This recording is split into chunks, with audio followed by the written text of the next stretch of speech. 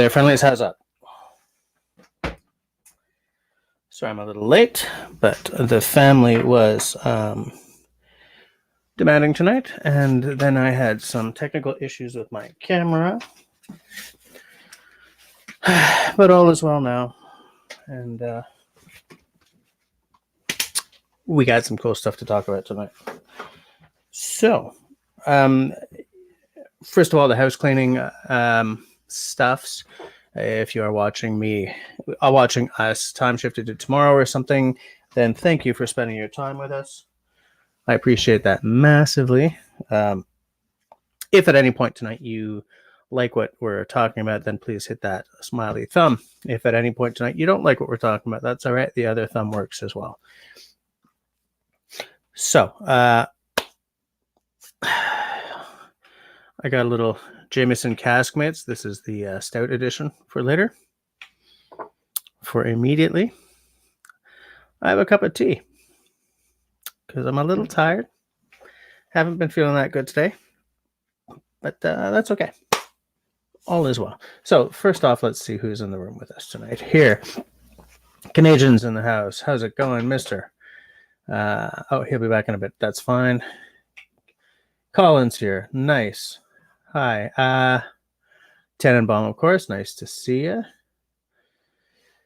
Pine Martin is here.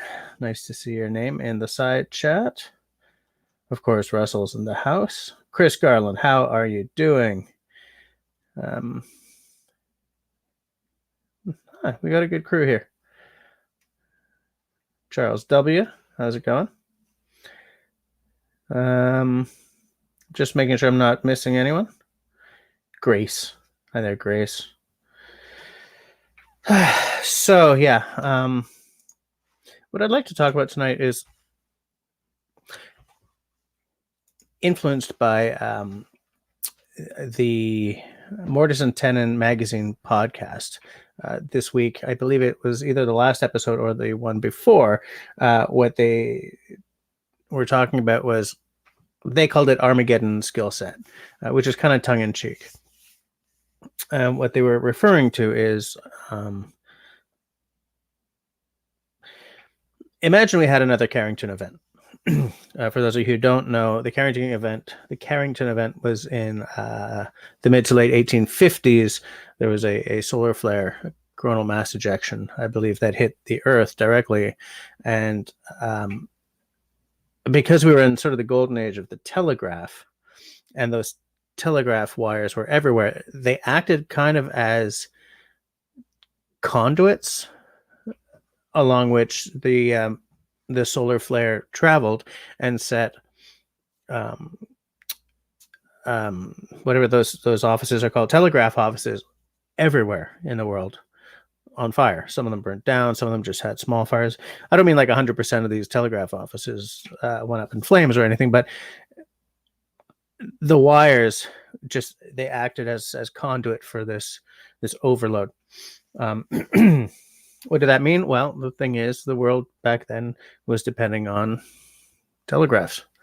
So there was a communications uproar. Obviously, there was an upset. And so what the boys were talking about was the fact that these coronal mass ejections are like every 150 years or so.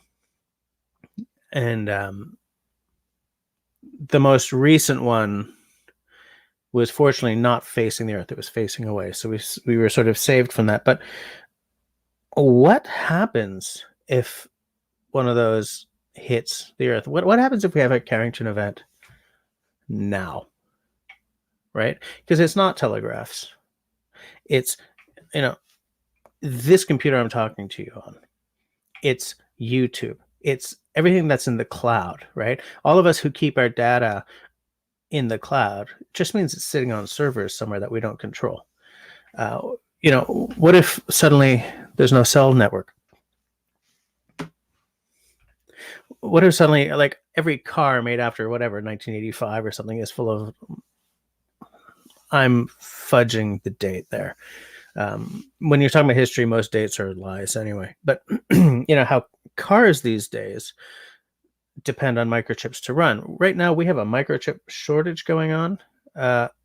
And so there are parking lots of like Fords and Chevys and Toyotas and stuff just sitting there because there's no chips to put in them. And without these chips, they're essentially massive, expensive paperweights. So if coronal mass ejection hits the Earth and knocks everything out, that knocks us on our arse, because that's also the electrical grid, right? Everything is digitized. Everything depends on power, on electricity. Everything depends on stuff that can overload. We're not talking about all that resilient a system when you look at a Carrington level event. I was chatting on Russell's Discord last night or the night before.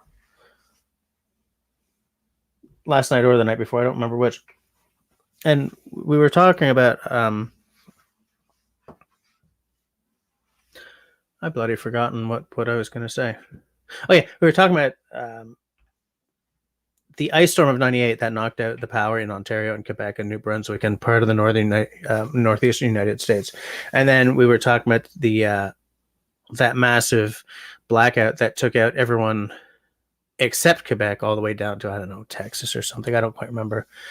And how these events, after these events, what happens is you build resiliency into the system, right?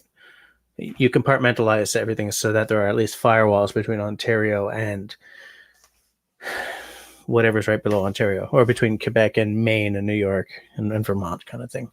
So that if there's a massive outage somewhere, it doesn't have a knock-on effect all the way down the seaboard. Great, it's fine, it's fabulous. But what if you get hit by a solar flare? So I'm just laying the groundwork for you here, right? Because what happens there is preppers are like, all my training has led me to this moment. And that's kind of not the most interesting aspect of this. What I'm thinking about more is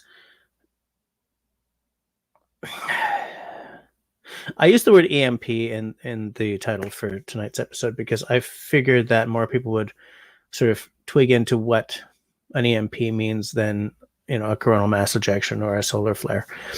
But what we are talking about is essentially that. You're booting down the road in your car, and this thing hits the earth, and suddenly everything stops.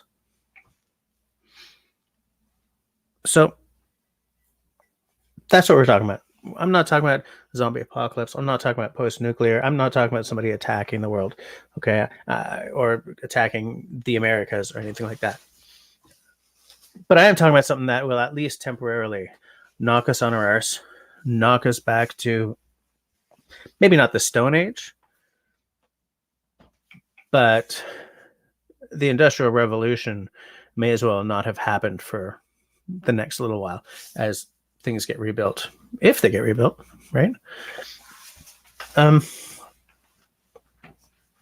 so to look at it in a non-Hollywood sense, we're not talking about like the glory of the preppers, right? I got my AR, I got my cache of food. No. I'm not talking about more realistic here. Because like the Red Cross and the government of Canada say that every household should have 72 hours worth of food and water, which is fine, which is great. It's a good way to be. Preppers will, a well-equipped prepper will have guns and ammo and canned foodstuffs for 3 months or 5 years or whatever. But you're not going to depend on that guy to rebuild society.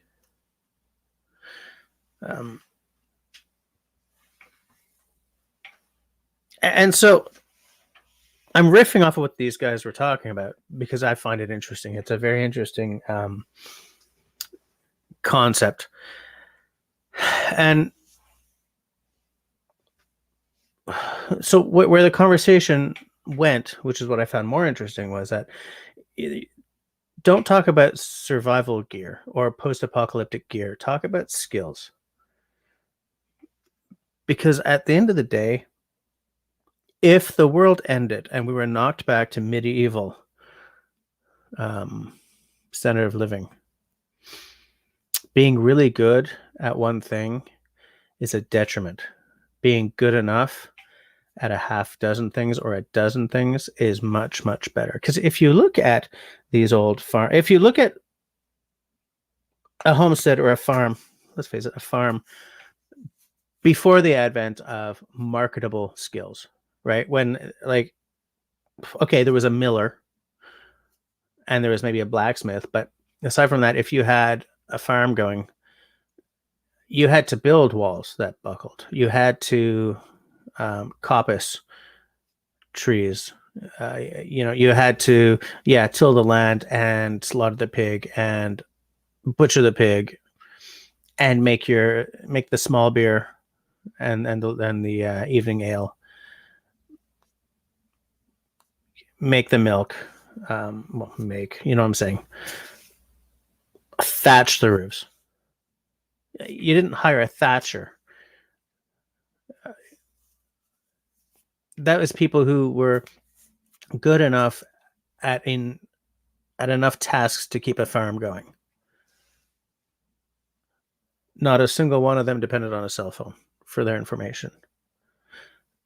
Not a single one of them would be lost without their GPS.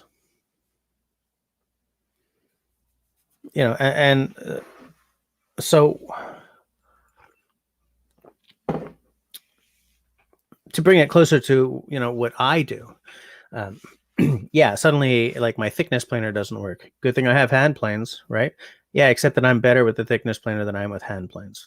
Thing is, if we're talking about post EMP or post coronal mass ejection or something, and we're knocked back to having to build our own stuff, I'm not hand planing a board for the aesthetic as much as I am for the utility, right? So if you look like 300 years ago, in New England, where and there's a furniture maker, the planing marks, especially on the underside, right? Because the top of the chair is planed to within an inch of its life. The bottom of the chair, it's a quick job, and you can just see that the marks of that because they're not using a thickness planer, right? They have a good side and the underside. It's the same. You look at the chair legs from a couple hundred years ago, right? The outside ones are pristine, and the inside ones are a whole lot rougher. They're not as done. So the fact that I'm less great with a hand plane than I am with a thickness planer isn't necessarily a problem. But knowing how to build a table or a bed is much, much more important than it is in the postmodern world right now. The fact that I can carve a spoon, or if I really work at it, a bowl, becomes a bigger deal. Right now, I carve a spoon. Here you go. Here's a spoon. Oh, that's so nice. If I'm building a community of people where everyone's got skills that sort of dovetail, at least, then maybe the fact that I can carve spoons is a lot more important, right? Maybe the next guy over there maybe he's a blacksmith. Maybe I know a blacksmith. He was a hobby blacksmith before the shift hit the fan, but now he's doing it, to keep a small community going. This is a much more interesting aspect to think about than, cache of food, 12 crates of, 30-06, or I guess 5.56 and an AR-15 or whatever it is, because it's more realistic. At the end of the day, the guy who has the bunker and is libertarian and has his firearms, he's going to be a target a lot faster than a small community will be. So I don't want to be that guy. Now, I'm going to just take a quick break from my espousing to pay more attention to the side chat here. Russ has been sitting there since the dawn of time. Just saying hi to, wow. Okay, we've got a good pun. There's Martin, everyone's saying hi to each other. I'm just scrubbing right through because there's a lot happening here. Hey, oh, hi, Dauber. Have I seen the series Revolution on Netflix? Not yet. Are you suggesting it as a good thing to do? Sharon Q, how's it going? Longest Quest. Hi, man. Hi, human. I just use man like a. Yeah, well, anyways. Hike with Mike. How is it?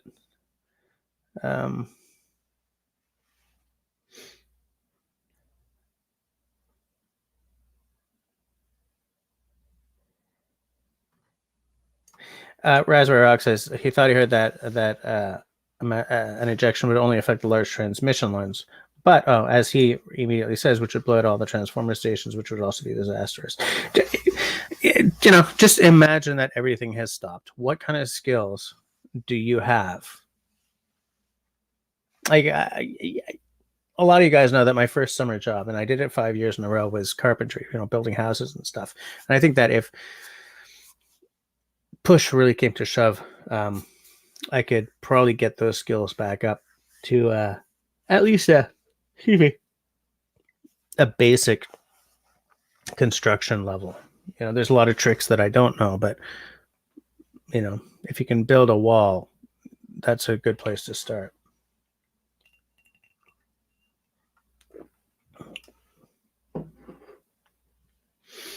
Russell and Tenenbaum are talking about the Transformers. Hey there, Carol.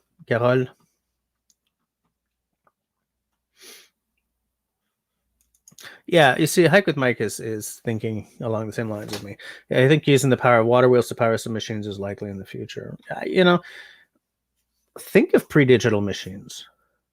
There were machines made of wood. There were machines made out of wood and stone. Look at a windmill, right? Where it's got the big round stones inside for grinding the wheat or whatever. And that thing did not require a power grid to run.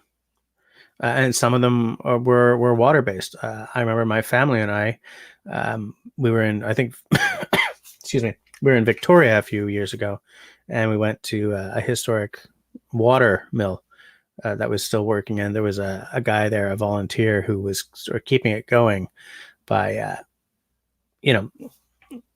repairing a beam over there with period tools and stuff. You don't need electricity to power civilization. You need electricity to power GPS, which is how I find my way around.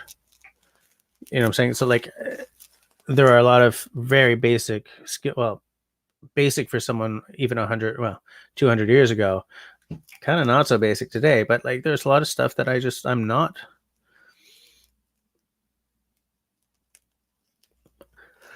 I'm not great with a map. Which is kind of embarrassing, I guess. But I'm not great with a map. For as long as I've been driving, there's been GPS there.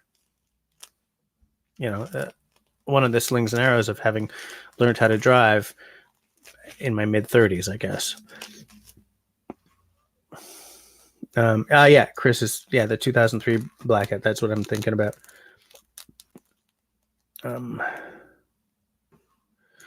Okay, Dauber says that I should definitely watch Revolution. Okay, I'll look it up. And you said it's on Netflix, eh? Shawnee.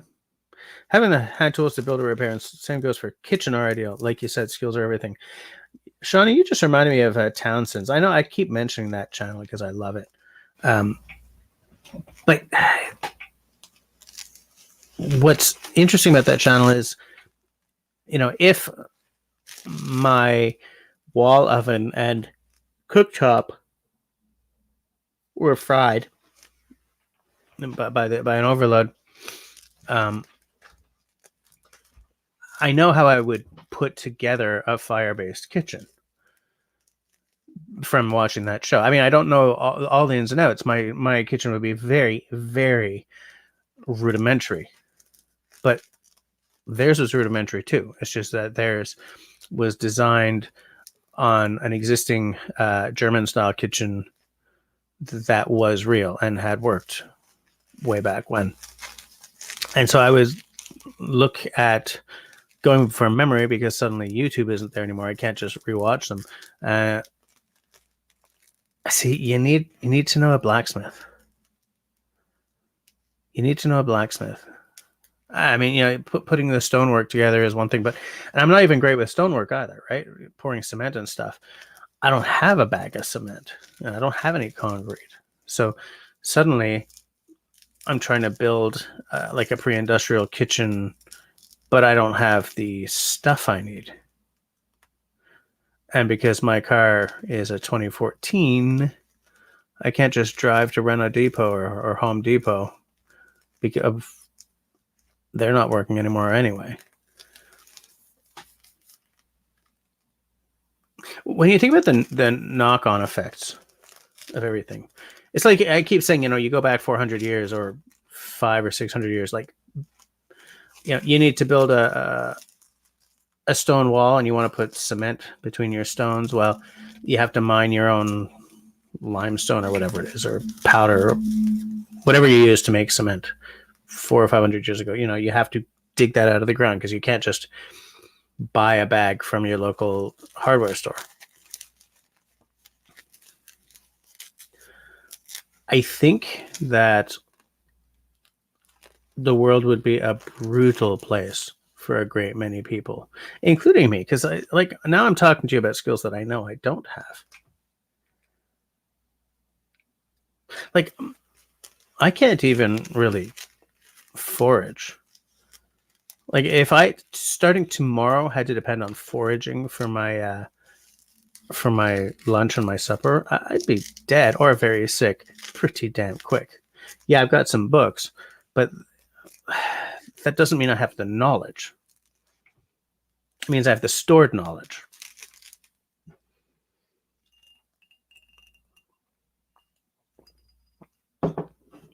We're trained by Hollywood and books to think that if everything ended tomorrow, we need to find firearms.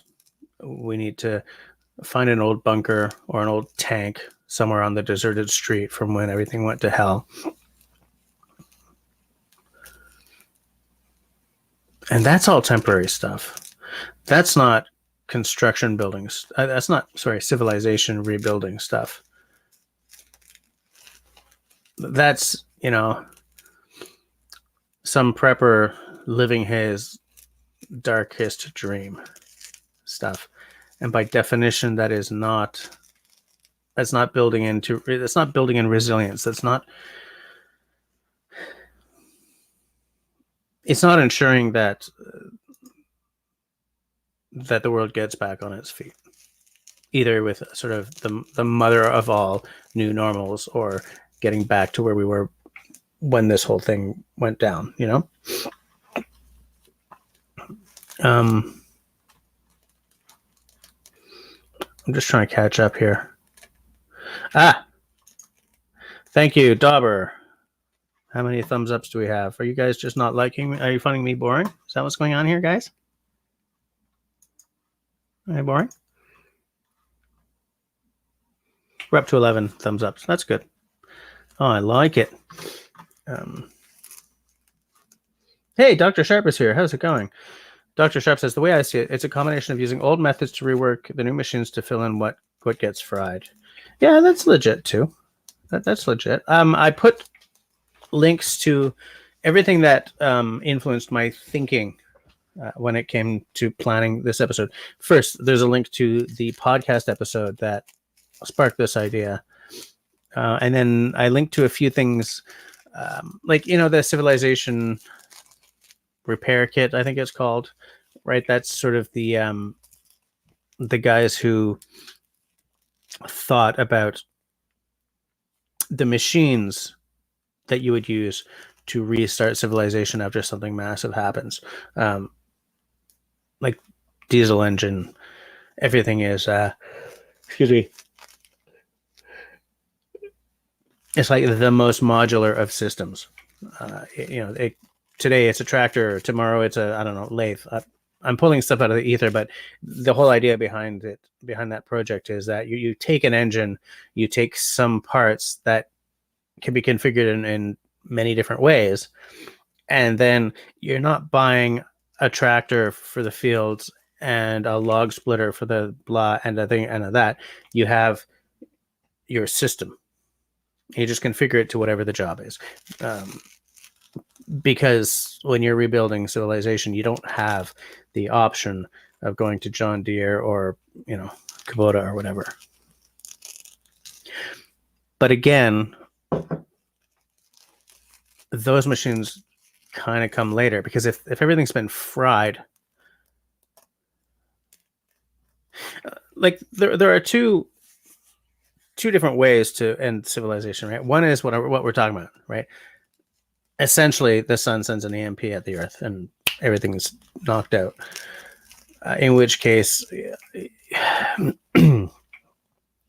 you're not, escaping over a field. You go into a barn and there's a beautiful tractor or Mustang that you can jump in, hot wire, and be on your way, because everything's been fried.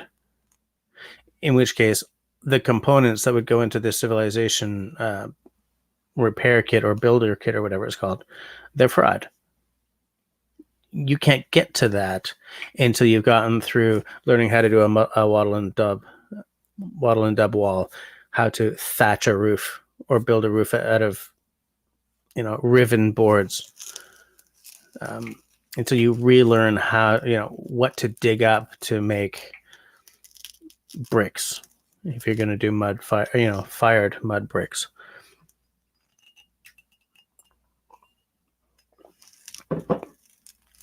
You have to plan that your tools will be,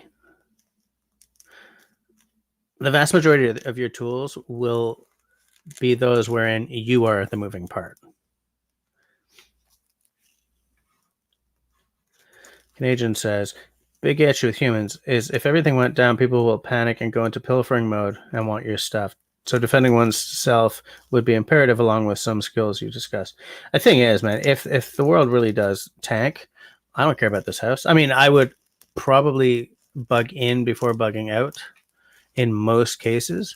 But if it was a CME and the electrical grid went and all of my electronic and electric stuff went, then I can't make a campfire in here without burning down the house around me.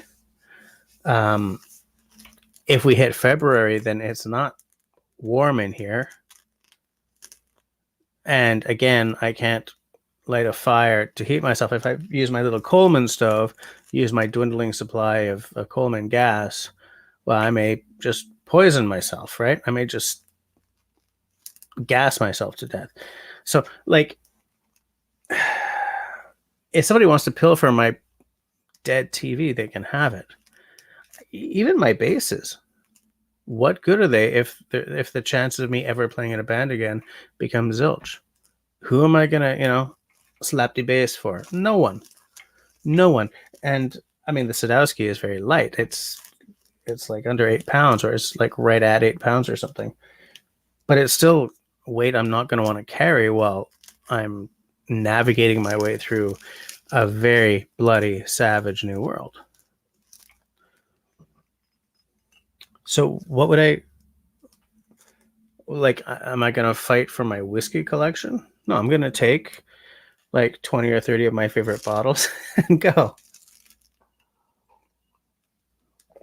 I don't really know if I would get up and go right away or anything, by the way. I'm just, like, during the pilfering stage, what do I have to hold on to? It's not like I got a bucket of gold around here anywhere. It's not like my dollar bills, which I don't carry cash anymore. It's not like they're going to be worth anything, right? I think people who, like, in the initial stage, which is, I mean, now we're sort of getting into prepper talk, which I kind of don't want to go into, but like someone who has a crate of cigarettes and someone who has a few crates of like even 9mm ammunition, those people are sitting on gold mines. So maybe, yeah, someone who stole, an entire rack or an entire beer fridge from a dépanneur or something, Okay, yes. Short term, though, right? Short term.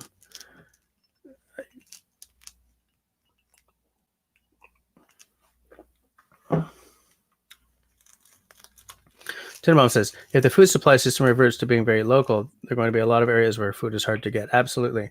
And again, that's where like the whole prepper set says, I'll just hunt for my own food. I mean, I hunted for years, and I'll tell you something. It is tough to do without every, essentially every sudden refugee trying to hunt for the same 4 deer. So yeah, food procurement would be very tough. Look, there are very Hollywood things that will happen, right?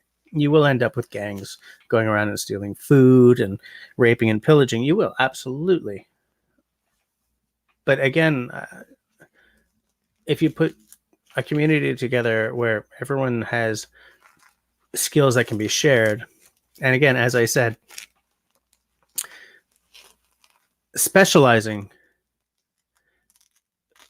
is the wrong way to future-proof yourself. Becoming a competent generalist is a much safer bet than becoming like a peak specialist in anything.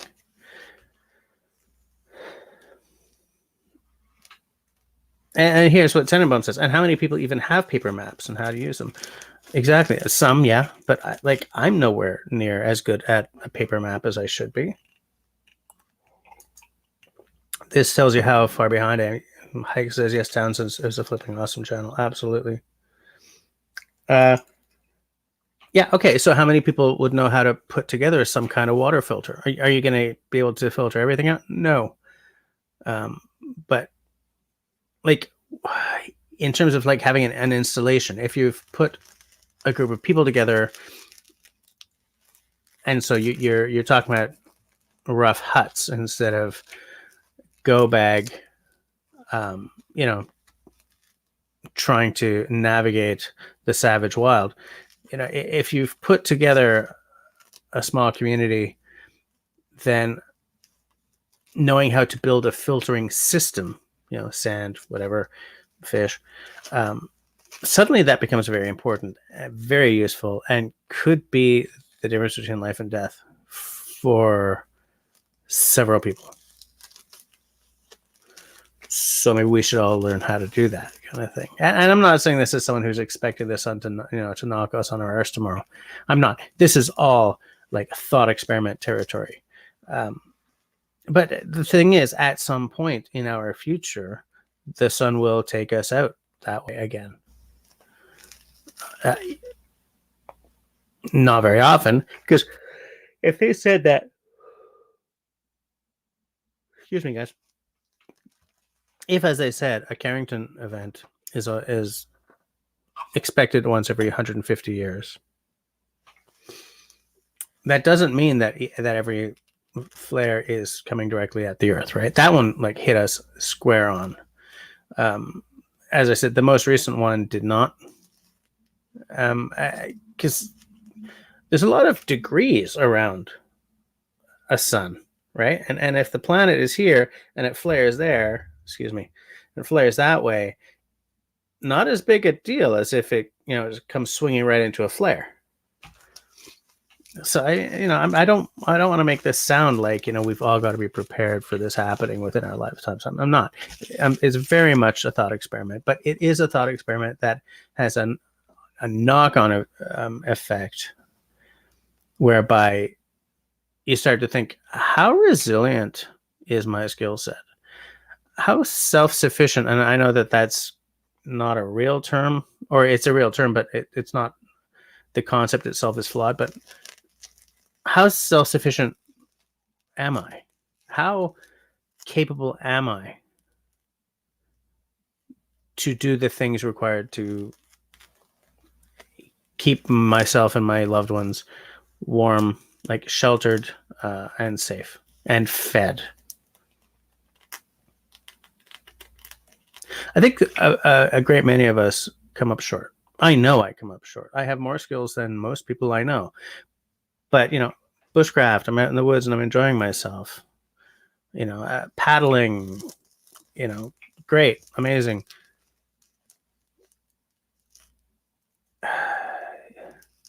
You'd still have a long way to go if you started from where I am, or even started from where Ray Mears is, right?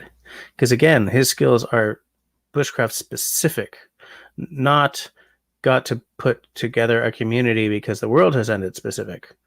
Though I do think that the vast majority of his skills are very portable into that kind of situation.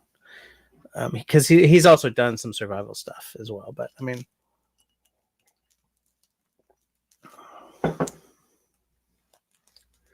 just want to. Martin and his wife were on a 7-day canoe camping trip during the 2003 blackout. So you missed the whole deal, which is exactly what Martin just said. We had no idea it happened, of course, until we began to drive home and stopped in for a bite to eat at a restaurant, and we're told what had happened. It's amazing. It's amazing. You're like, what?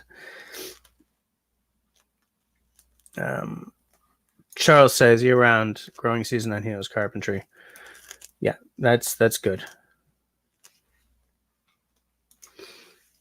Colin, traditional archery instructor and bow hunter. Yeah, but if the woods fill up with hunters, well, I was going to say hunters, poachers, but at the end of the day, if the legal system collapses, there are no poachers anymore, right?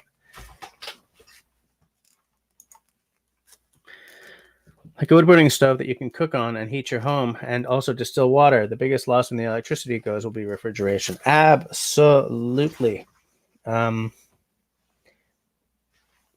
That's when knowing how to preserve your meat and stuff becomes important again, right? Maybe you start smoking your prey animals, because you've gone and hunted. Yeah, it's an important point. Like food security, even at the best of times, is fragile.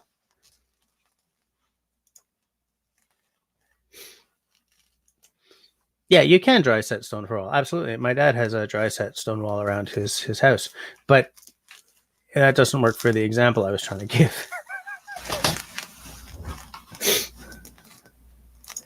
Or actually, maybe your point is salient though, right? Maybe if you don't know how to make, prehistoric concrete or something, maybe that's what you do. You just make a dry set stone wall. You don't use techniques that require cement or concrete or whatever. You use other techniques. You do the wattle and daub thing for your walls, right? Bunch of sticks, weave in some cross sticks, wattle and daub that stuff right up. Maybe your first thatched roof is terrible, but over time, as you do it and do it and do it, maybe you develop some sort of rudimentary skill at it.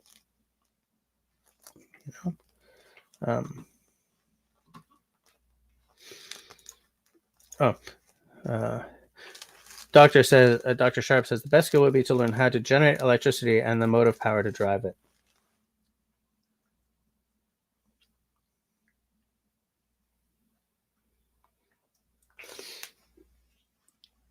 The thing is, I mean, yeah, right? But do you have to restart the production of wires? Like, look, to a certain extent, at the beginning, you can loot wires from some out of business or abandoned Home Depot, right? But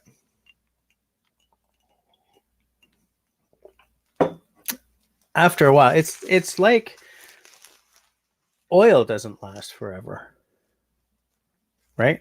Gas doesn't last forever. All these things are items that you have to, at some point, if we are to continue to rebuild to an approximation of where we are today, all these things are elements that you have to engineer. So you have to know people who can spin up copper wire. you know.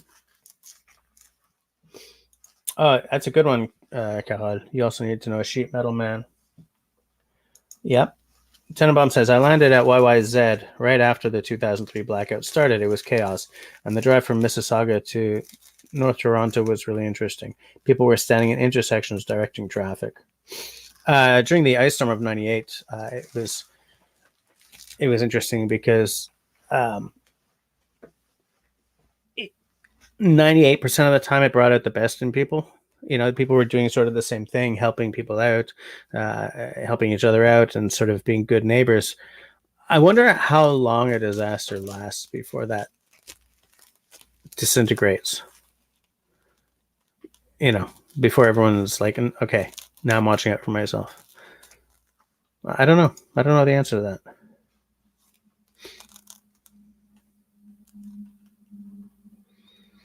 Yeah, Charles, fish from the ocean, and yeah, you got a well for water. Yeah, building skills, and someone to supply me with the guns I need.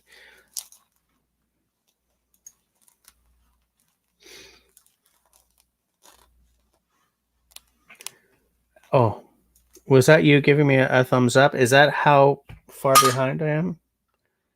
Did you guys hear it? That was weird, right?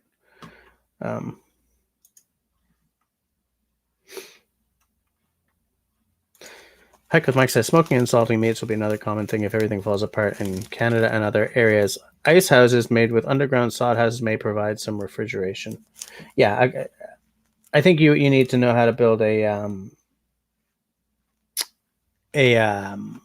cold room at the very least.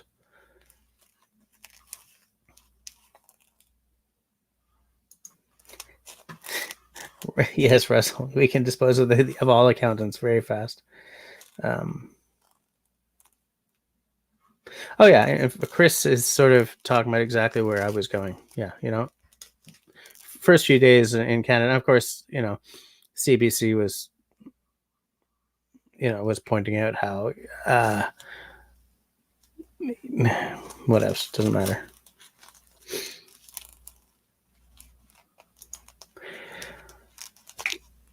Food, water, and necessities. And by the way, necessities can be stuff that you don't tend to think about. Like, what would I do without my blood pressure medication? Well, look, the world ends tomorrow or whatever. I'm going to lose 30 pounds pretty quick. So I probably won't have to worry about that. But what about asthma meds? What about what about some poor guy who's on a pacemaker, right?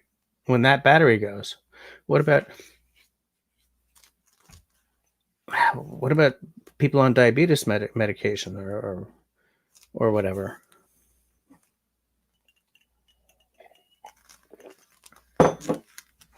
What about people who need plastic surgery? Damn it! What about them? Oh, the humanity.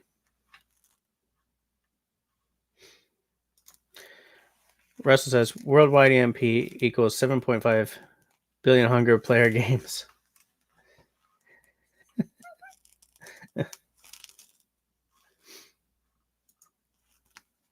I didn't even really like that movie series. Food is worth its weight in gold. It absolutely is. Yeah, sure. The whiskey would be good for bartering purposes. Absolutely. Especially like unopened bottles. But like, yeah. I was going to make a point, but it wasn't a very good point.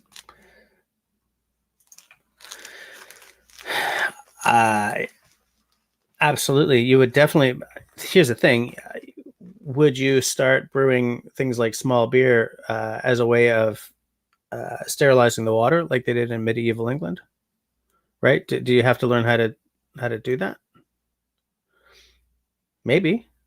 Right? Because suddenly your water treatment plants aren't working anymore. Listen, dude, if the pumps that are keeping the New York City subway system from being flooded go down for 24 hours, you have a very bad issue happening. You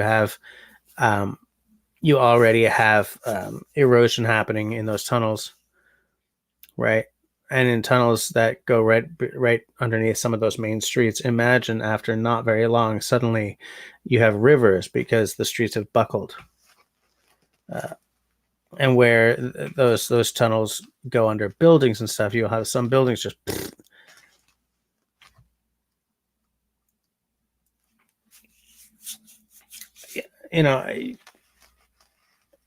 there are so many things that you have to think about, but that's why like bring the focus down to you and yours, build your community, make sure that everyone's got some skills that they can trade with. And in fact, I just thought of something. Sean James was talking about this in his latest, not the My Self-Reliance, but his other channel. Because he feels that he got burnt by someone recently, and he sort of went off on the guy, and then put out another video saying, okay, this is why that bugged me. And he's talked about, he talks about self-reliance in that fashion as well, a lot.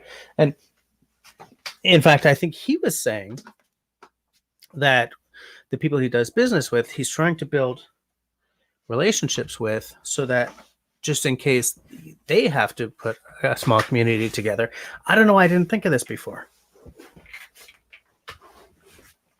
But like, that guy's not he doesn't come across as a doomsday prepper. Do you know what I'm saying? It's not just the types of people you see on National Geographic TV who are thinking about this stuff. There are government departments thinking about this kind of stuff. And they're thinking about it. There are people doing disaster planning for environmental disasters, eco-terrorism, bioterrorism, nuclear war, all this stuff. And like, whenever somebody starts talking this way, everyone thinks, oh, somebody's a prepper. Well, because let's face it, a lot of the people who talk this way are. I'm not saying that they're absolutely wrong, but I don't know. I want to try and catch up with the side chat, because it looks like there's some interesting stuff being said. Yeah, arid regions, forget it. Absolutely.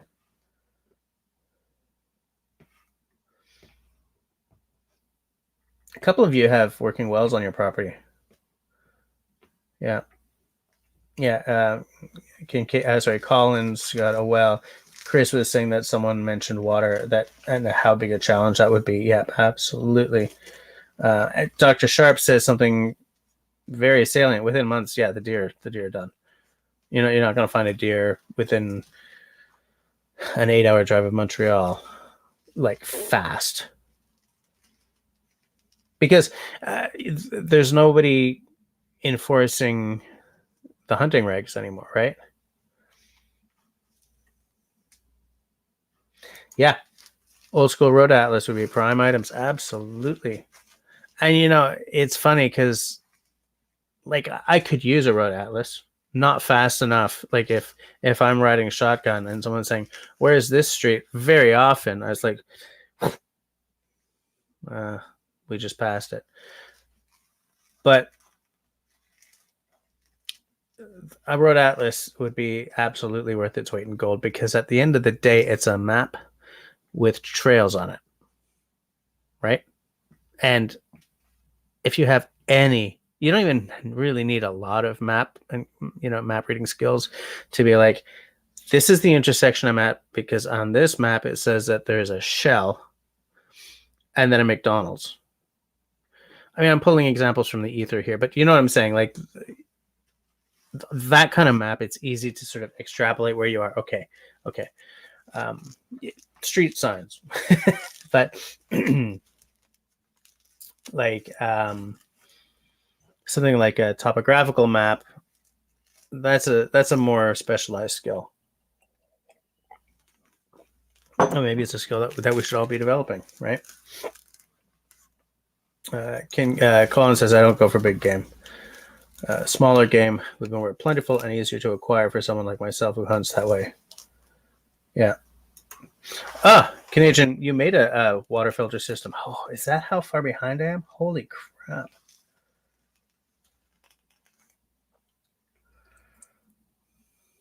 How big is that water filter system?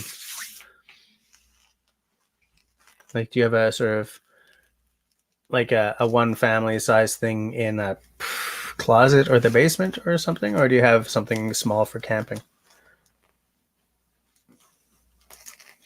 Tenenbaum thinks we're closer to a real catastrophe than we have been in a long time. That's very possible.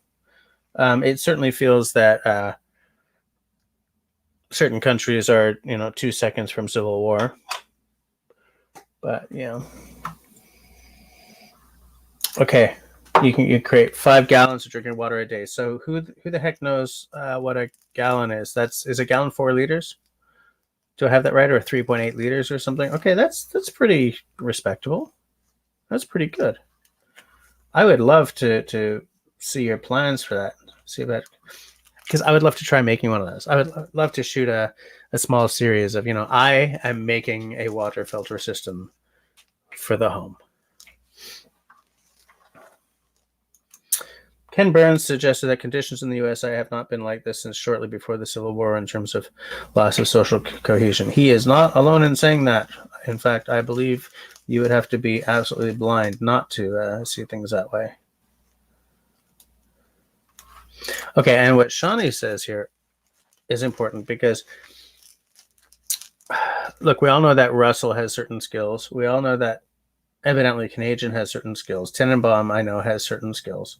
Colin has certain skills. But I can't speak to any of you because this is the only way we've ever spoken. I don't even know if I have a neighbor who's good at this stuff. I know that there's a knife collector next to me, but I don't know if that even means he can start a fire without some sort of, gel schmutz that you throw onto the wood, right? No idea. No idea. And a lot of us have communities that are very far-flung this way because we know each other through YouTube or each other through Instagram or something like that, or TikTok. So Dr. Sharp says his first goal would be a wood-burning stove that he can heat and cook on. Other uses would be to distill water. Finally, using it for the hot side of a Stirling engine. Okay, all right. I like where your headspace is on this. Canadian says, "Call me forward thinking, but I actually made one with a quality filter and 2 5-gallon Lowe's buckets that can turn creek water into drinkable water and will work for up to 1,000 gallons of filtering." That sounds very interesting. Fab Online is here. How's it going? Freeze drying is the best way to get shelf-stable food that will last for 25 years or more. Yeah. But that's still only 25 years, right? Like, in terms of creating a permanent solution in a post-electric world, right? So where freeze drying is suddenly impossible. The thing is, if you have supplies for 25 years, then you've got a really good buffer. A buffer zone in which to develop the next step of your survival. So I mean, it's better than nothing. In fact, it's better than a lot of things. Nothing lasts forever, says Hike with Mike. Simone has put the hi. By the way, Simone said you can also he's put the open source ecology URL. That's where the Civilisation starter kit is obtainable from. Now, I put links to a lot of stuff in the show notes here. I don't know if I'll get to talk about all of it. Hey, Serge, how's it going? I'm up to I'm almost caught up. I'm down to 8 minutes late. Serge, we're talking about let's call it post-apocalypse skill sets. I guess, yeah. Like with Mike says, YYZ. I remember those codes in my days working for the airlines. I actually was offered a job with Air Canada, but decided to go back to college instead.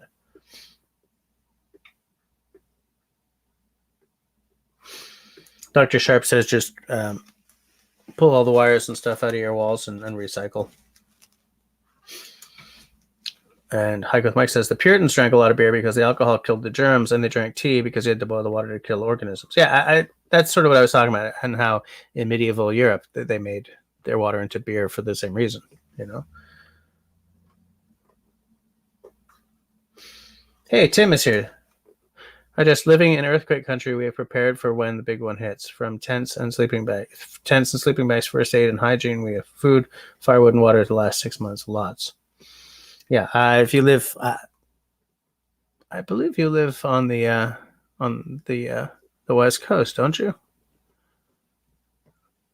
Are you in California? Don't answer if you're not comfortable with that. And I'm not going to get any more specific than state or province. But yeah, like up where my dad lives, where he used to live in Vancouver, there are a lot of people who are prepped to the max for when the big one hits.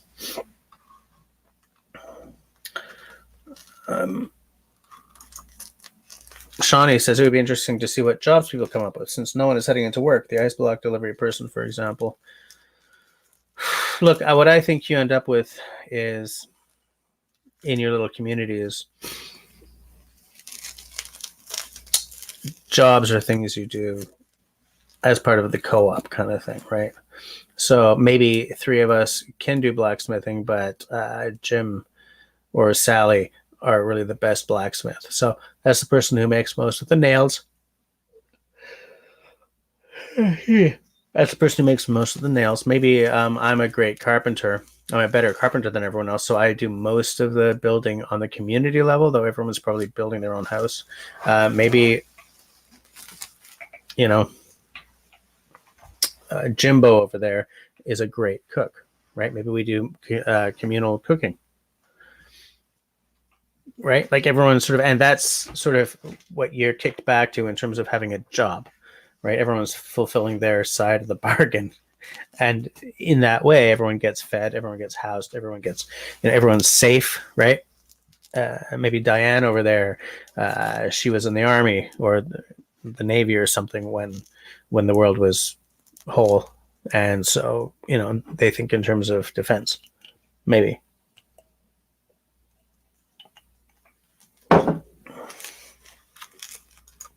Chris Garland just made a good point on a previous live stream. Most folks depend on what's already been created by others or before our time. How much time can you buy until being self-sufficient is all that's left? Well, and that's where, like, do you remember, I think in this live stream was the one where Pine Martin came on and we were talking about self-sufficiency, and he was making the point that self-sufficiency is kind of a myth. Yeah, in this world, it can be a myth.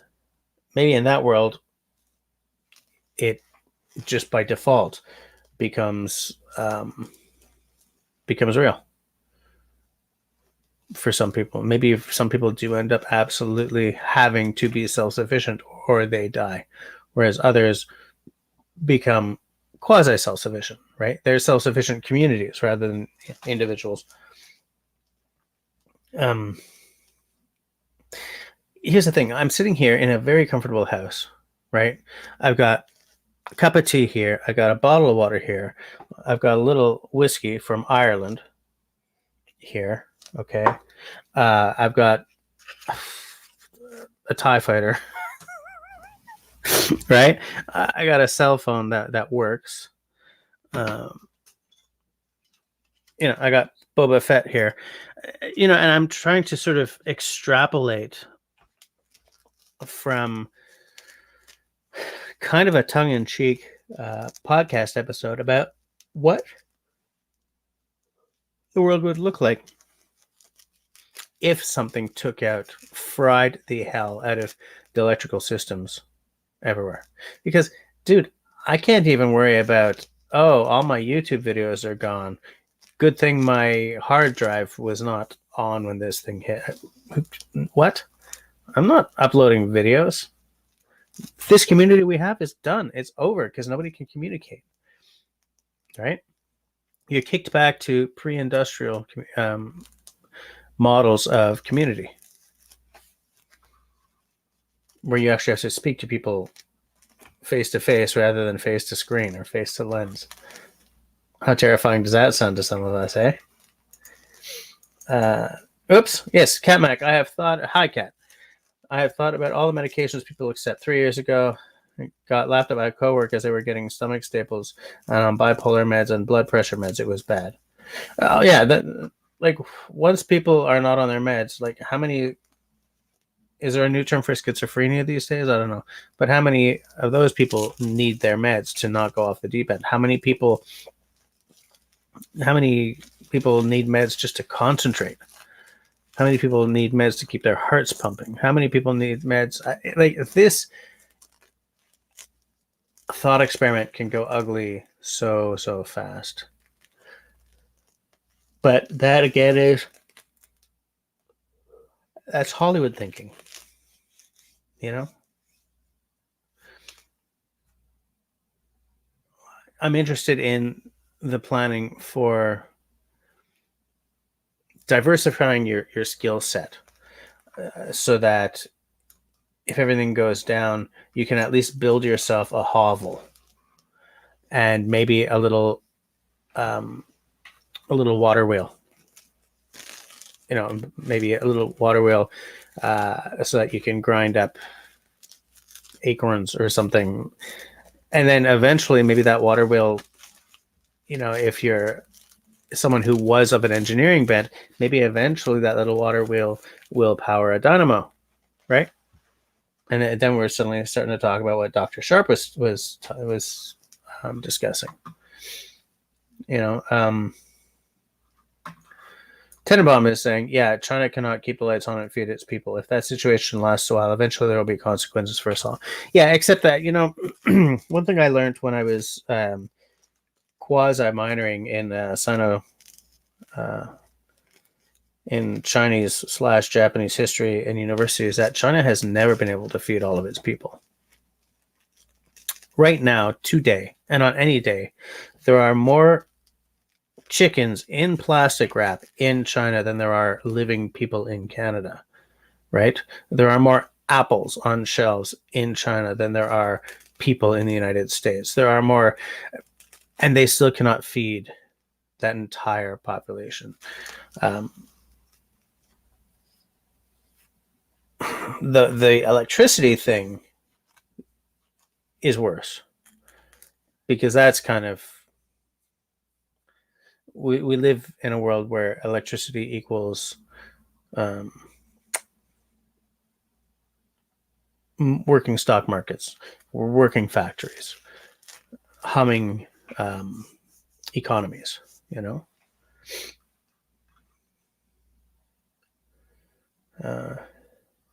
Serge says, since I moved, I can't help to think what I can do to be more self-sufficient, including making my electricity, since the pump for my well is electric. Mm-hmm. How would you do that? Adventure Talks show. Imagine if unemployment is over. I'll be heading to the woods. Then bye for sure. Yeah, absolutely. It's funny that you just mentioned this hike because I was at Provigo, which, I don't know, Safeway, wherever you guys are. In some places, that's Loblaws. But in their bio section, what the hell's bio in English? Their organic food section, there was a bag of cricket flour, Canadian-made cricket flour, Canadian crickets.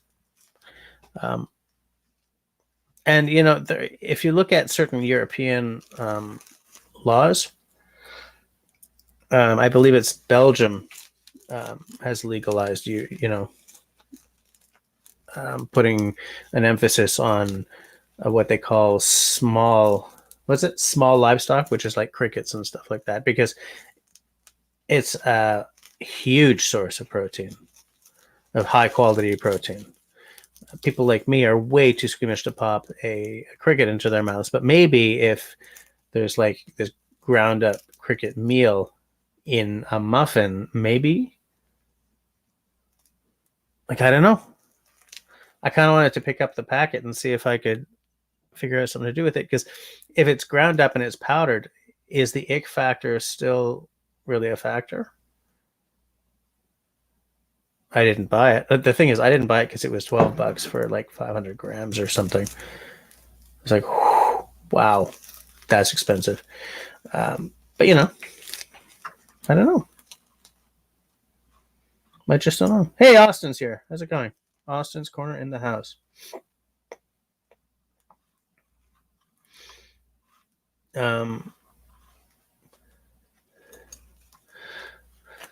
Does Canada have anything like a gazetteer? Yes, we do.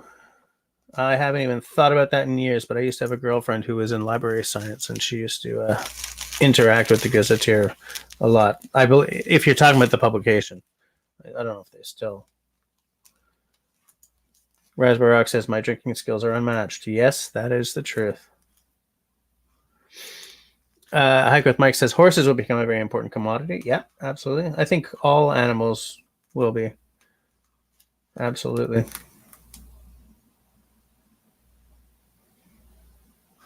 Nice.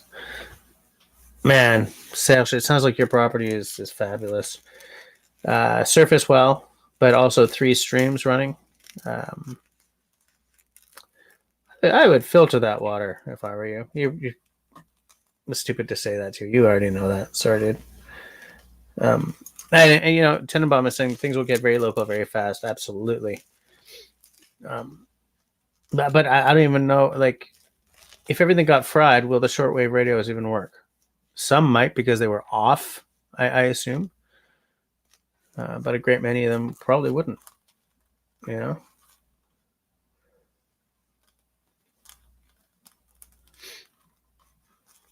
Catmac had a Stirling engine. Was it one of those little kits that you can buy? Canadian says that over on Russell's Discord, he put a picture of the of his filter there, so we can discuss later.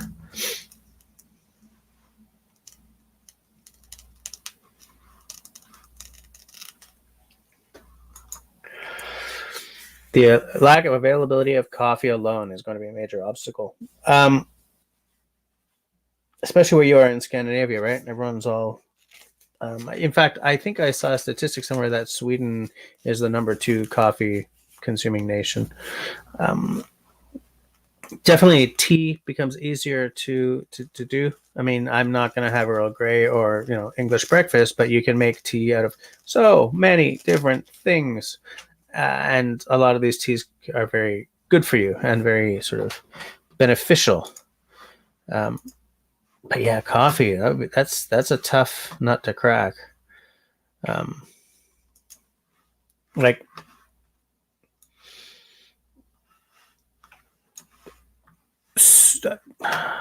how do I put this?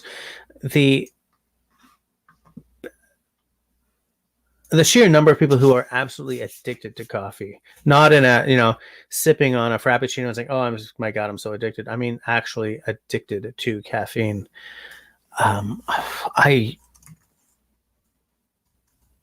shudder to think of what essentially the entire population of a given city with the shakes would be like. A second here.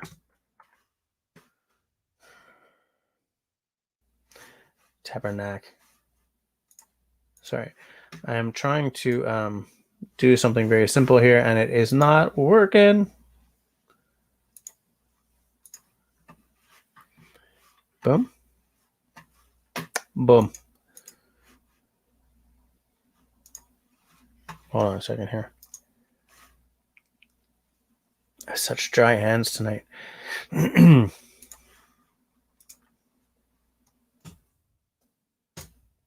we go. I'm trying to catch up here.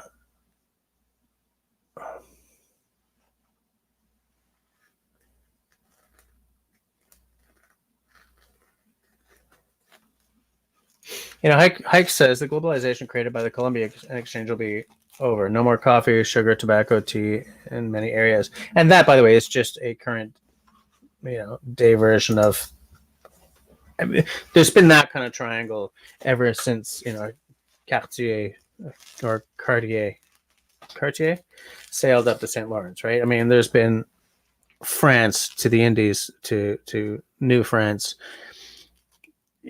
Sugar coming to New France and France. Furs going from New France to France. There was a slave trade. There's been that kind of triangle for centuries, maybe even longer. Yeah, Tim is in California. Yeah, so yeah, you're probably going to get knocked into the sea at some point.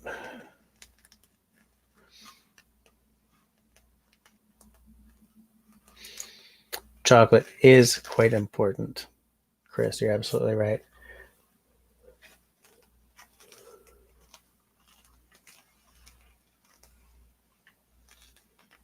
Hey, look who's here. Dennis, I missed your show again, but I will catch up with it. Time shifted. Chris says he drinks too much coffee. Should I quit now before it gets tough later? Absolutely. Or you can just, get the shakes along with the rest of society when the shift hits the fan. Yeah, Dr. Sharp is saying that this community will be done. I'm so late. This community will be done, but the viewers here will probably lead new communities in a trial and error experiment. I think you'd be surprised at what your community contributes. Yeah, and obviously some of us would disappear as the trial ended in error, but I don't think that I think that there are some fairly self-sufficient people here. Sales says one of the ideas of producing electricity is a gravity tower for electrical storage. Basically, weights would lower down and make an alternator spin, but it's just an idea. Actually, that's a cool idea.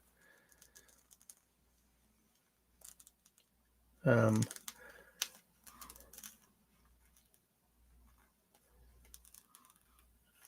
just catching up.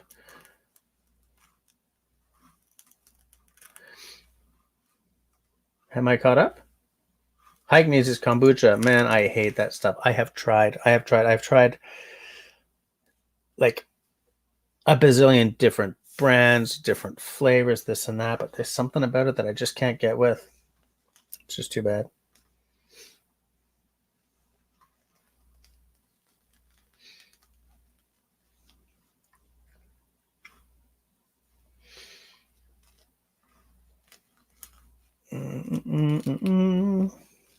Oh yeah, Dennis just took a trip.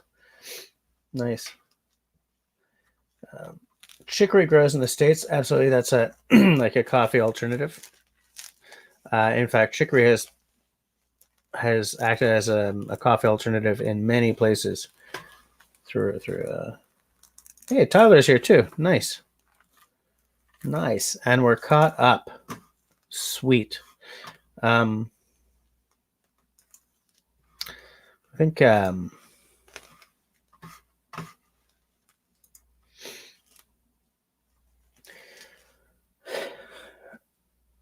takeaway for me is that post-apocalypse tools and gear is very sexy. I love looking at that stuff because I like gear. I mean, many bushcrafters really like their gear. But even as bushcrafters and paddlers and hikers, there's already that philosophy that less is more. The more you carry up here, the less you need to have on you. I think there's a limit to that, right? You need a bladed object or a way to nap flint or something if you don't have a bladed object. But there are certain things that you do need to have. Hey, how's it going? Russell.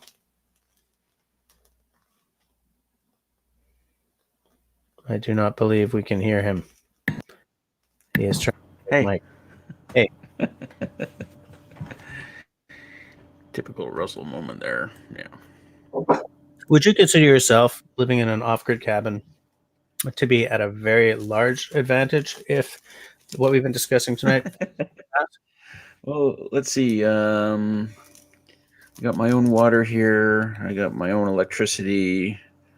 I can hunt. I can forage. I got 180 acres of my own property. A little bit of an advantage, probably. Mm-hmm. Now, with the fact that you're alone, were you? Or the fact that it's just you and City Girl? Sorry, what was the question? I said, with the fact that it's just you and City Girl, where are you in terms of, security, I guess? Yeah. So here's the thing. I mean, Jess, it's an interesting topic that you brought up tonight, and I kind of think that there's a couple of different ways you could approach this. One is the event has just happened. What are you going to do? Where are you going to go? How are you going to get there? Or what are you going to take with you? Or you can kind of approach it as, well, how do we recover from this? Mm-hmm. Forget because there's going to be a little period of time of shake and bake kind of thing. And then there's going to be a rebuilding, right? Yeah. And I kind of like everybody wants to talk about the kind of the first. Are you still there? Yeah, I'm still here. Yeah, I just had to restart my camera.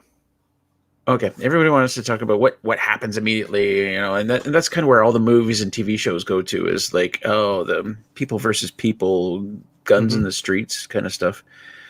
Yeah, and we could kind of go on and on about stuff like that, but I kind of want to get past that and talk about just how do we recover and where do we go? Hey, Simon. Well, that's kind of the point that I was making too, is that like all the stuff that makes for great Hollywood movies is not the most interesting, are not the most interesting parts of this discussion.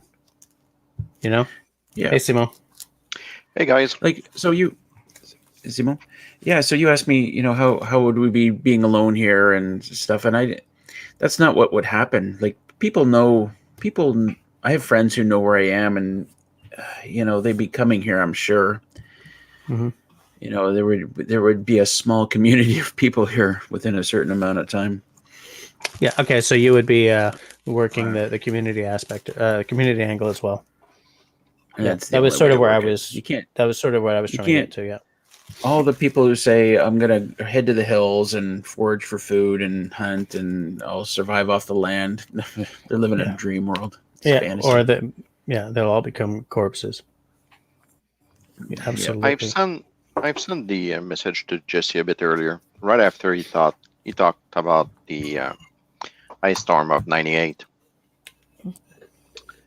I'm going to speak from a different perspective on this one, because I was right in the middle of it. The ice storm, the first week of the ice storm of '98 was my last week of internship when I got out of vocational school in telecom. Mm-hmm. And I landed a little gig, internship. So pretty much any company will take you as long as you have 2 hands, 2 feet, and maybe half a brain. So I landed a small internship at a small company named Motorola at the depot in Montreal. And I was supposed to get a kick out of my butt at the end of the week and get on your merry way to find something else. Mm-hmm. Let me tell you that it didn't happen. They kept us for another 9 months. And actually, they closed the office at that time. But that was my day job, the kind of job that you're working 12 hours a day, then go on duty on night. Well, when I was off, my girlfriend at the time was a volunteer for the Canadian Red Cross. And she was a first aid instructor. Let me tell you, we didn't have anything at all when we looked at the system, the current system where everything happens now. It wasn't that way at all. And I actually made jump into a small bus to do, the handicap buses to help the drivers to do evacuations and everything in and out. I've done it for weeks. Following that, I moved myself to Eastern Quebec, and I got caught in the same system. Basically, I was volunteer for the Canadian Red Cross for about 20 years in the new emergency management system, where where now the Canadian Red Cross has people all over Canada in a structure roughly based on what we've done in Quebec at first. If you look at almost everywhere with the Red Cross, it is basically the structure that we've put in place in Quebec. All being said, nothing has changed. We're still unprepared,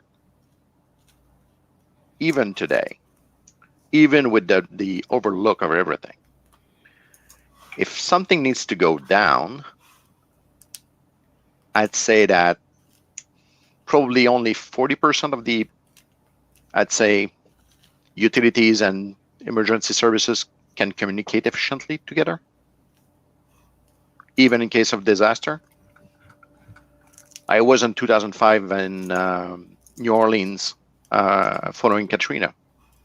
I was there for 7 weeks, working with Bell Canada. I was sent there to work on phone lines, and I ended up with radio comms, getting poles in ground and putting antennas and repeaters, and having a National Guardsman close by, checking if to make sure the generator powering the repeater was still, first had gas, and second was still there.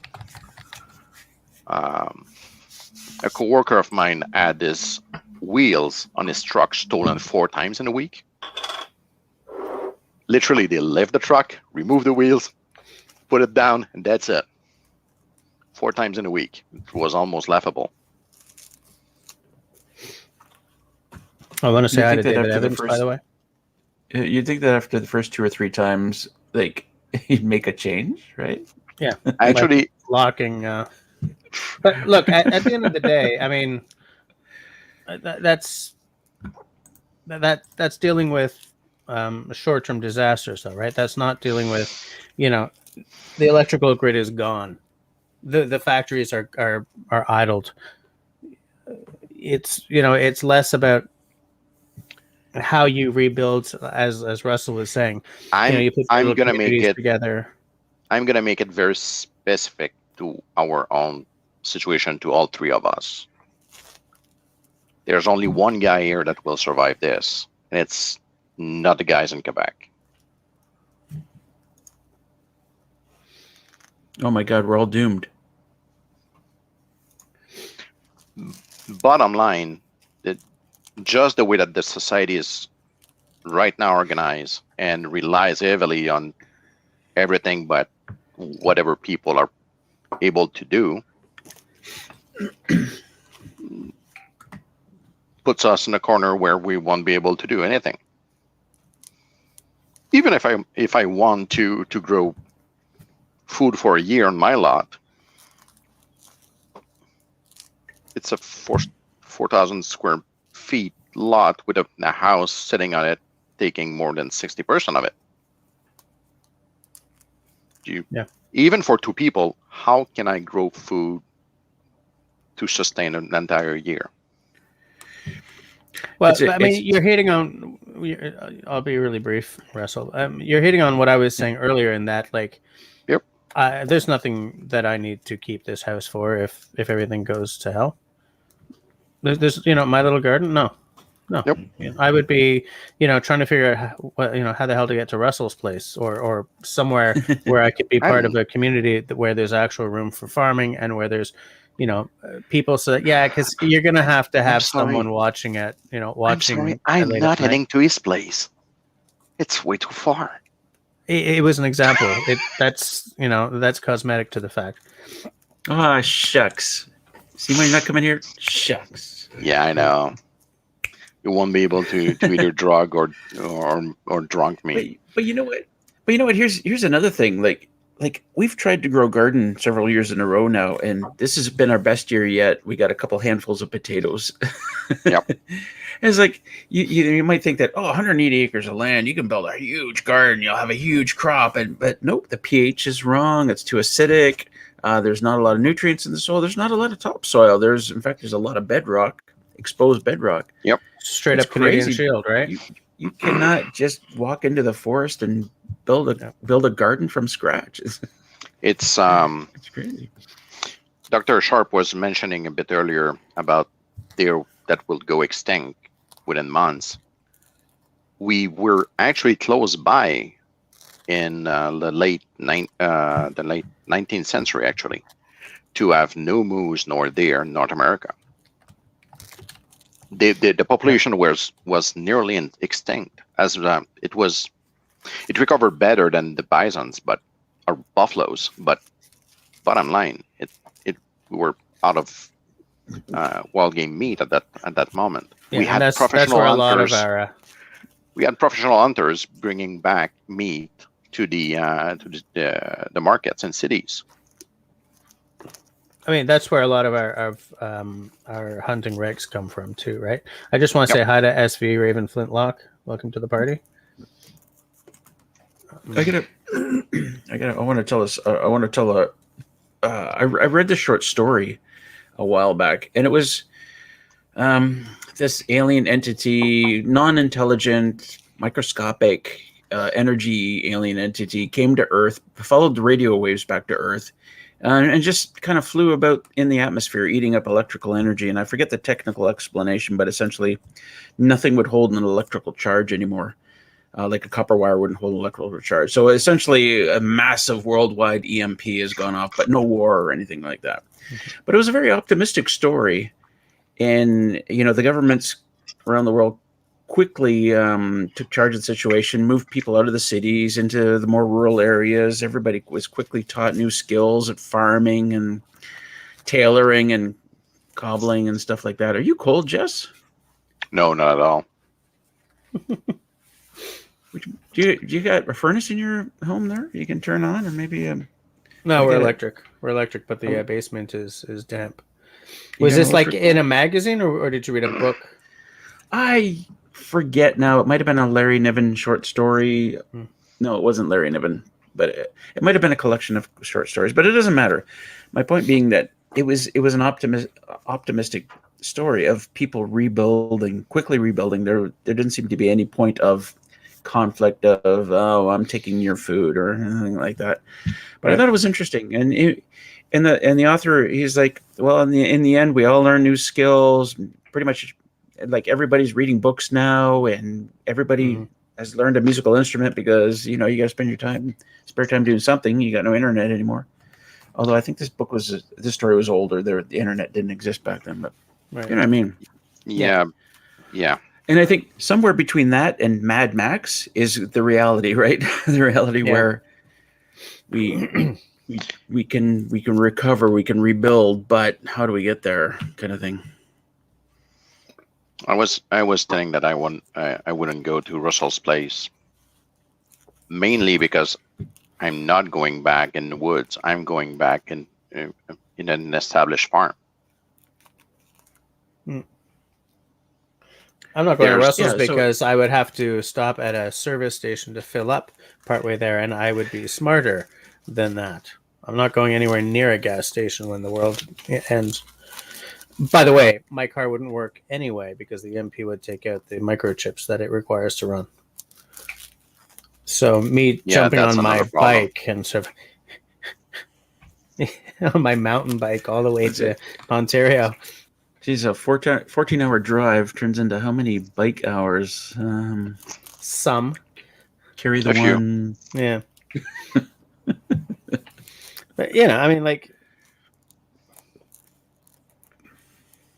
it's just, it's worth, something I wanted to say is that the Long Now Foundation also takes a very long look at history. And one of their things, one of the sort of the bees in their bonnet or bugs up their ass or whatever the hell that thing is, where you've got a concept that they fix, is how short-term digital information is. Like, NASA has reams of photos that we will never see again because the technology has moved on and there are no machines left that read those things. And so what the Long Now Foundation has done, well, first of all, they built a 10,000-year clock, but they've also created a nickel disc with microscopic writing, dictionaries like English, French, English, Chinese, blah blah blah blah. In a digital form? No, that's the thing. So they made basically microfilms. Yeah, except we're talking about a nickel disc. Okay. Because no matter how far ahead you go, if you can find out how to, if you have the technology to create a microscope, you can see all the most important works of Yeah. the world's knowledge up to whenever they started making these discs, like 2012 or something. Because at the end of the day, when all your knowledge is digital, your knowledge doesn't last that long unless you are constantly working to keep it alive. Right? Yeah. And so think of all the knowledge we have right now, all the libraries worth of knowledge that we have that is in the cloud. Poof, right? Absolutely poof. And even the Civilization starter kit, you acquire that thing, it comes on a CD-ROM. It doesn't come in a great big bound book, right? Yeah, remember when there was 20 encyclopedias or 20 books in an encyclopedia? Like, Yeah, where's that now? They don't print those anymore, do they? It is 3 on the shelf in my just behind me. And how old are they, Simon? Only 30, 35 years old. Yeah. Yeah, but I mean, are they making them now? I don't know. Hold on, I'm pretty sure not, but there's something great about them. They're fairly new compared to humanity. Tenenbaum says the previous administration was actively purging Earth science data collected from the Earth observing system. But I mean, that's a different... Yes, but that's a different thing than just the fact that the technology moves on and stuff disappears every time.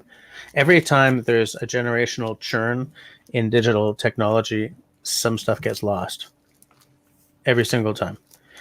And so we've moved civilization's brain into a model where every few years, in some cases, part of it disappears. Well, that's great. You know, it also it's only related to what we're talking about tonight in a tertiary way, because at the end of the day, you know, losing the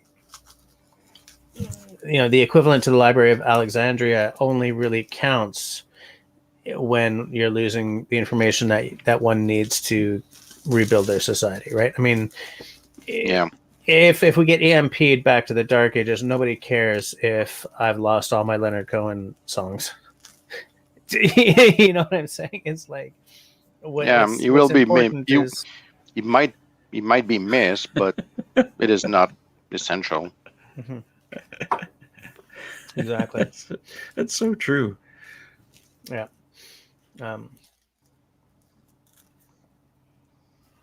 Hey, just remind me, I got something to show you after we're done here. Okay. Adventure Talk show is out. Good night. It was nice to see you around. Peace out. Peace out. Tim says that Russell made a good point. How do we get there? People would be so freaked out. Those who survived the initial disaster would have to immediately get heads together to move forward. Yeah.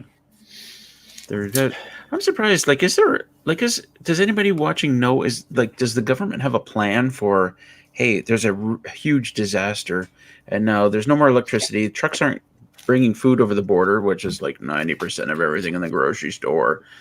You know, is there a plan in place to, okay, here we do this, we do this, we do this, we do this, bang, bang, bang. I'm going to answer like quickly on this. Yeah, hold on. It's like a flow chart. If there's an EMP, there's the list of things. If there was a massive CME, here's the list of things. If there was a nuclear war, here's the list of things, you know. But go ahead, Simon. There's a plan, but there's no plan. There are guidelines, mainly, because at the end, everything will be improvisation.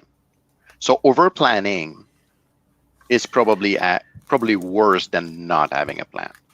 Are you like absolutely sure you know this, or are you just guessing? Yes. Got it. Tenenbaum says that the World Book is pretty much the last of the printed multi-volume encyclopedias. Even Britannica is not printed anymore. Yep. Absolutely. 2014 was the last one. I want that now. I want a printed encyclopedia now. Damn it, Jess. Jess, this is what you're doing to me. When you're No more spending cloud. hundreds of dollars. It's only getting a bit more expensive each week, but that's fine. No more cloud. Cloud. No. All my game photos. Yeah, all my save games, all my Mass Effect save games, all my pictures of my babies, everything gone. Yeah, Life over. it's so important for us right now because we're used to. But look at 100 years ago, and they were looking at pictures. Oh, that's exceptional. Let's get dressed in our with our best clothes in order to get that picture to be really valuable. Mark says thesis papers raw data is usually long gone after only a few years. Yeah, I don't know anything about that. Oh yeah, David mentions the Diefenbunker. Yeah, but Yes. I think that entire generation of infrastructure is built on a different premise than what I'm talking about, because that was like built specifically like there's a nuclear war going on. Now, here's an interesting question. You know how Air Force One is supposed to be this? Why am I asking this boring question? But you know how Air Force One is supposed to be EMP resistant? Mhm. How the hell do you do that? It's classified. I bet you it's not even real. I bet you if an EMP took out the hemisphere, that thing would be on the ground Maybe. in pieces. Maybe. What Chris says here is interesting. Tenenbaum, those will make excellent time capsule reads for future civilizations. If they can read it. I think that future civilizations, I mean, even without all the digital stuff, there's Rosetta Stones everywhere. And by the way, here's an interesting question. No, it's not, but I find it interesting. Like, what about the concept of the art we make versus the art we think we make? You know, like we trick ourselves into thinking that if civilization ended tomorrow, I mean, really ended, like take this separate from our conversation tonight. I mean, boom, civilization done. And 1,000 years from now, people are digging, or, you know, future people are digging, and they come across our culture, right? We think that they would find, you know, Michelangelo's David and the Mona Lisa, and think about how, you know, how fine and upstanding we are. But what they would find mostly would be our billboards. No, they will find graffitis. And they'll find like Rubik's cubes and like, cool. No, cool. I'm pretty sure smaller though. That's not like what they would think of as our large pieces of art would be these billboards that we have all over the place. No, you know, billboards wouldn't last 1,000 years. Well, look at Lascaux. They barely last 5 years. Have you seen them falling apart? Like, look at Lascaux and fast forward. Then, well, I don't know how many millenniums, but if you had found, if another civilization would have found Lascaux and right beside it a Picasso, what would they thought about our evolution? Well, I don't know what that first thing was. Lascaux is the one of the first paintings on the walls in caves in southern France. Oh. Okay. So they were literally drawing activities of their time. Yeah. Hunting for whatever's going on. I think the book is called "The Mind in the Cave." is about that whole process. You know, it starts with the people who discovered the cave at Lascaux, and sort of goes into what kind of minds went into Lascaux. Man, we are almost done. It's like 11:15. SV says, I wonder if what we are seeing on cave walls is actually children painting on their parents' walls, and we have not found the true art from that generation. It's all in a bunker somewhere. Yeah. Which is funny because David Evans is talking about a bunker. He's talking about the Defen bunker, which is now apparently a museum. It is. I'm trying to think of something punny to say about really old hominoids bunker. Right. Shit.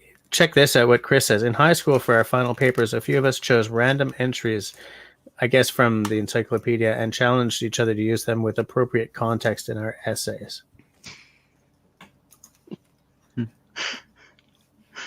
That is Bradley, and yet kind of brilliant. Yep. Yeah. I don't know.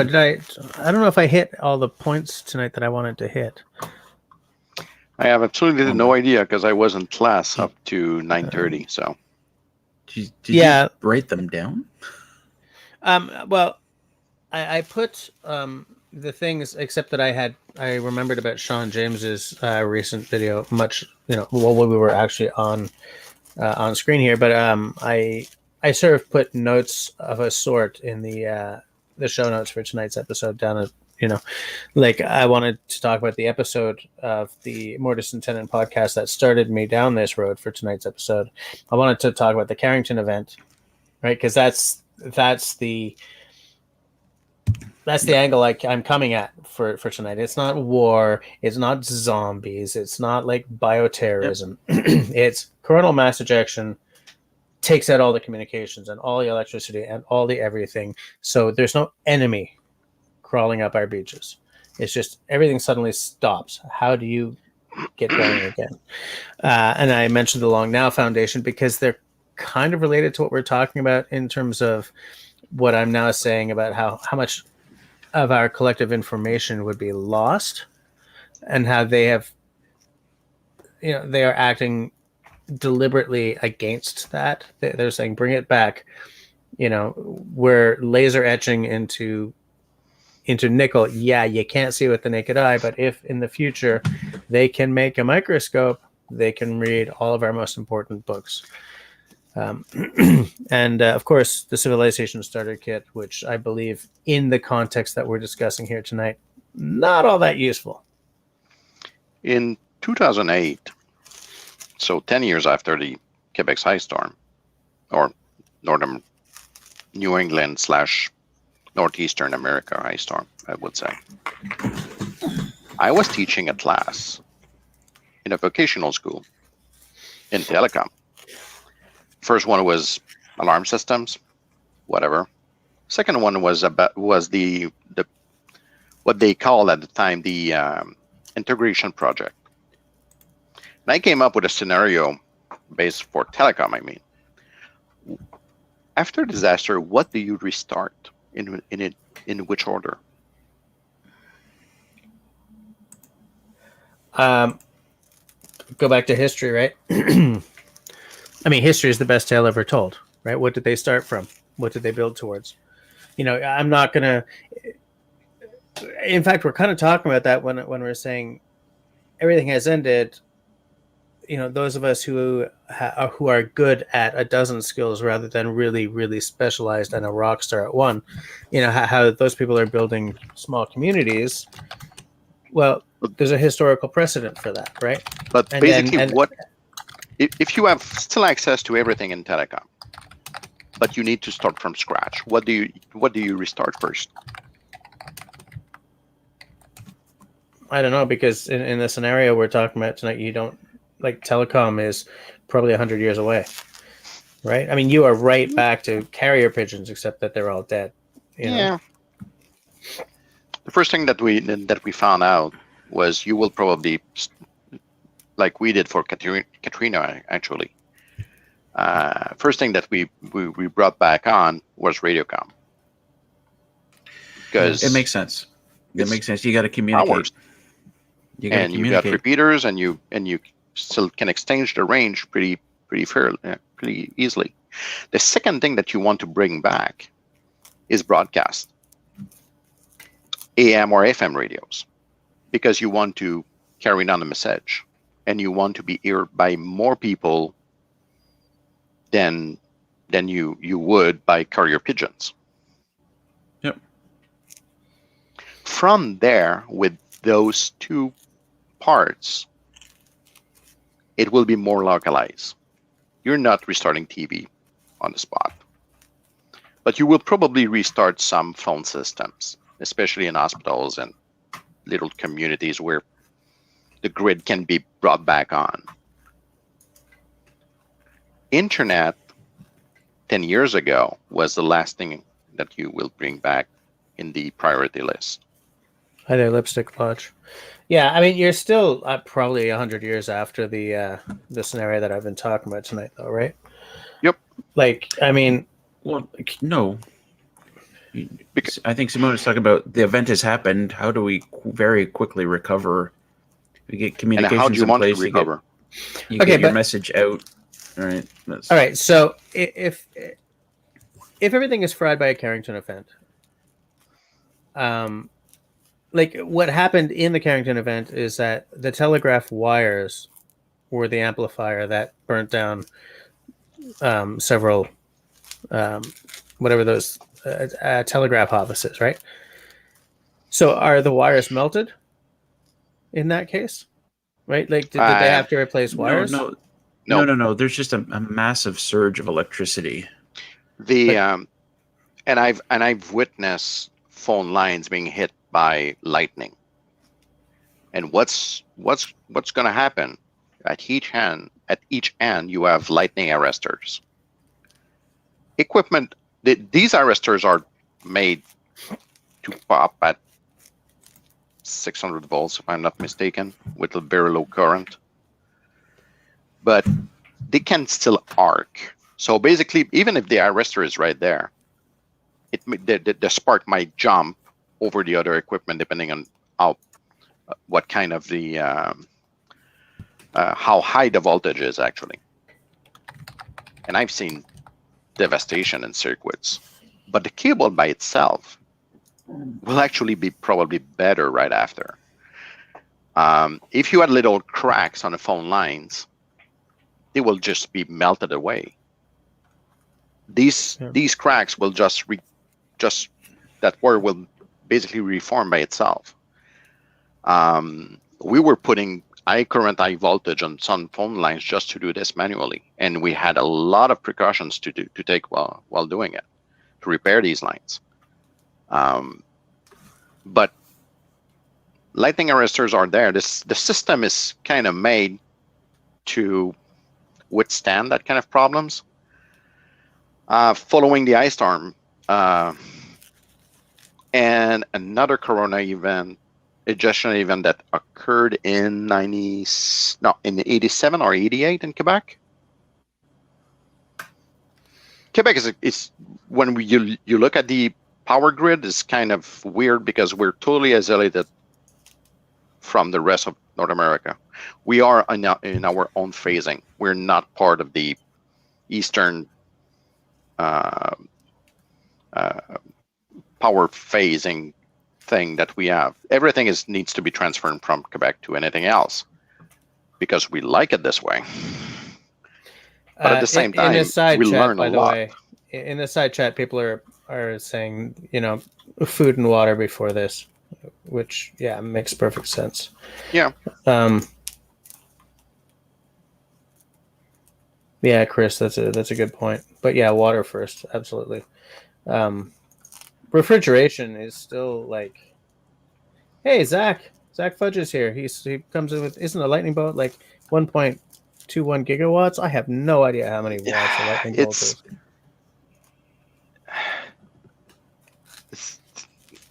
I mean, the current of a lightning bolt is so minimum that you cannot count in watts. It is basically static electricity.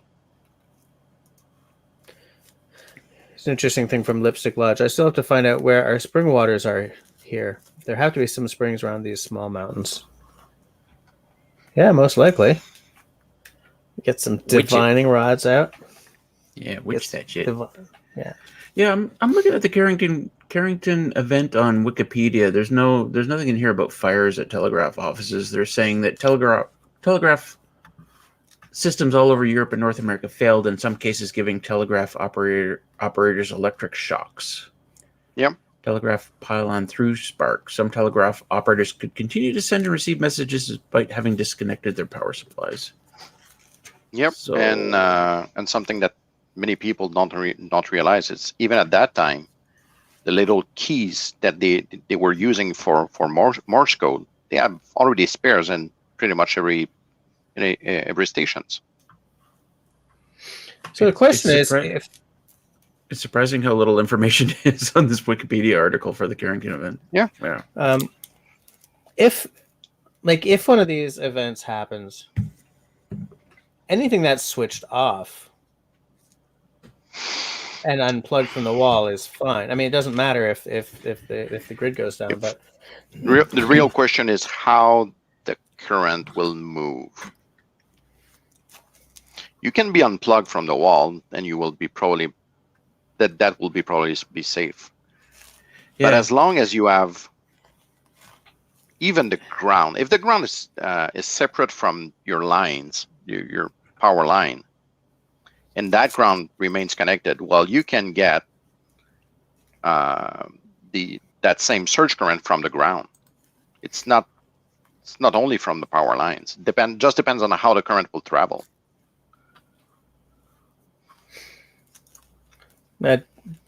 David, Dr. Sharp is saying that railroad ties caught fire. I read that somewhere, but I don't think that's in the Wikipedia. And Cat Mac had also read that there were some fires. Yeah, there was some. I mean, we're not talking about North America or Europe burning, but we are talking about some damage to telegraph offices. Hey, Freezer Bound Outdoors is here for the last 5 minutes. How's it going? And on the coronal mass ejection, should we be on this? I mean, really what you're talking about is what happens if, there's a big EMP-like failure, and how do we recover from it? I mean, people can go and look up. People can go and look up the coronal mass ejection. I mean, we're digging down into the cosmetic parts, right? Yeah. It's just like how do you start from a massive reset? How do you what skills do you need to Simone is skilled at telecoms, but you need to have that stuff back before that skill set is more important than his skill with an axe or a hammer, right?